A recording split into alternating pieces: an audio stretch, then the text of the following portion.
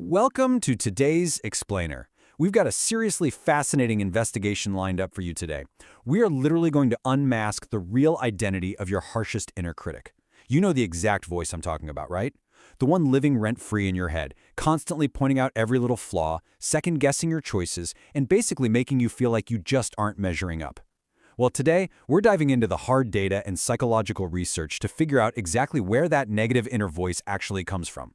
We'll look at why it has such an iron grip on us and, most importantly, how we can take that power right back. So get ready, because what we're about to uncover, it is going to completely change the way you hear your own thoughts. I want to start by talking about a sentence. And, well, not just something someone casually dropped at a dinner party last week, but something that has been repeated to you in various ways by different people for almost your entire life. You're stupid. Man, it's brutal, isn't it? But it's also incredibly familiar. You see, sentences like this get repeated so often in our minds that eventually they actually stop sounding like an opinion. They literally morph into what feels like an objective fact. Or, hey, how about this one? You'll never really make it. This is another one of those deeply ingrained sentences that just whispers right to our hidden insecurities. When you hear these words, it's like you can almost feel the physical weight of them pressing down on you. It's that creeping, awful doubt right before you take a massive leap in your career or right before you finally put your creative work out into the world. It's that voice telling you, hey, your efforts, totally pointless. And then, of course, we have this absolutely devastating quote, "Nobody's going to choose you." I mean, wow. These words carry such a heavy emotional toll. They isolate us completely. They make us feel entirely alone and, frankly, fundamentally unlovable. Sitting with these thoughts, it just feels awful. But right here, right now, we are going to abruptly flip the script on every single one of these dark, heavy sentences. Why? Because there's a massive, game-changing secret hiding right behind these words.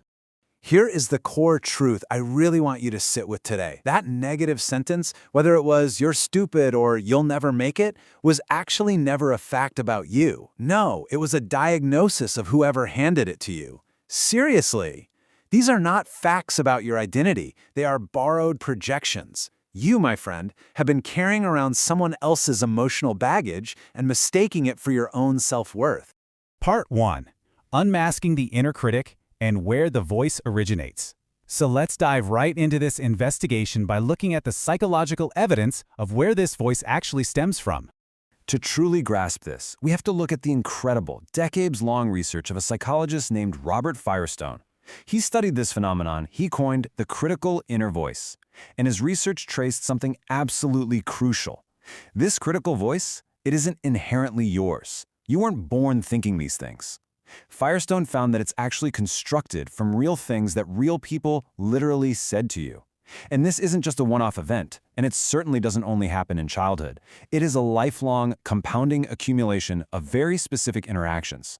So who exactly are the culprits handing you these toxic little gifts? Well, sometimes, yeah, it's a parent. But Firestone's research points out it could also be a boss who needed to keep you small just so he could feel big. Or maybe an ex who called you difficult simply because your high standards exposed his complete lack of effort. It could even be a friend who needled your confidence just because yours was skyrocketing while hers was totally stagnant. People are constantly handing us these packages throughout our lives. But here is the absolute key takeaway. People do not hand out cruelty from a place of strength. No way. They hand it out from whatever weakness they are currently carrying themselves. They're just narrating their own limitations and then mislabeling them as observations about you. And this brilliantly illustrates the trap, because we were never actually taught to check the label on these emotional packages we were handed. We just kind of said thank you, filed the cruelty away as absolute truth, and kept doing that for 20, 30, maybe even 40 years. Just a little addition every few years, with each one confirming the last. This massive accumulation makes these borrowed projections feel entirely like our own organic thoughts. That's the trap, right? The voice doesn't feel borrowed at all. It feels exactly like your own honest self-assessment. Part 2. The load-bearing wall and why positive thinking fails. Now, it is incredibly important to understand exactly why it is so remarkably hard to just shake these negative beliefs off. If these thoughts aren't ours, why can't we just banish them with a quick positive affirmation? Well, this brings us to schema therapy, a fascinating framework developed by psychologist Jeffrey Young. His research completely explains why these negative beliefs sit so deep inside our minds. You see, they don't operate like a simple lightweight opinion that you can easily weigh up and just dismiss. No, they operate like heavy infrastructure, We're talking load-bearing walls in your mind. And this is exactly why simple positive thinking usually fails. I mean, you can't just argue with a brick wall. You have to actually recognize that the wall isn't supposed to be there in the first place. Part 3. Midlife pattern recognition as the turning point. Let's see how this all builds into an incredible opportunity, specifically as we age and hit midlife. Researchers who study identity across our lifespans have traced exactly how this inner voice evolves. Back in our youth, we're basically just accepting these emotional packages without ever checking the labels. Then, as we move through our 20s and 30s, those borrowed beliefs harden into that heavy, load-bearing infrastructure we just talked about. But midlife? Oh, midlife is the ultimate turning point. This is the moment we finally gain the self-knowledge and, crucially, the pattern recognition to see the whole picture all at once. It's suddenly not just one bad comment from one person anymore. We can finally see the full repeating shape of people offloading their personal baggage right onto us. And to that realization, that brings us to the ultimate breakthrough. With that new pattern recognition, you can look back and realize, hey, this isn't evidence that I'm inadequate. It's just a pattern of me not knowing I was totally allowed to decline these projections. Once you see that pattern clearly, you stop just blindly carrying it around. You realize you were always allowed to say no thanks to the package, and you finally start pushing back. Part 4. How to talk back with the live audit. So the crucial point here is how we actually take back control right now, today, in our everyday lives. This is where we bring in the brilliant research of Ethan Kross on what he calls distanced self-talk. This is absolutely fascinating stuff. When that critical voice fires up and tells you you're going to embarrass yourself, or you're just not good enough, Kross's research gives us a clear directive. Do not just absorb it. You actually need to talk back to it. And the secret sauce here is to use your own name, speaking to yourself like you are a second voice in the room.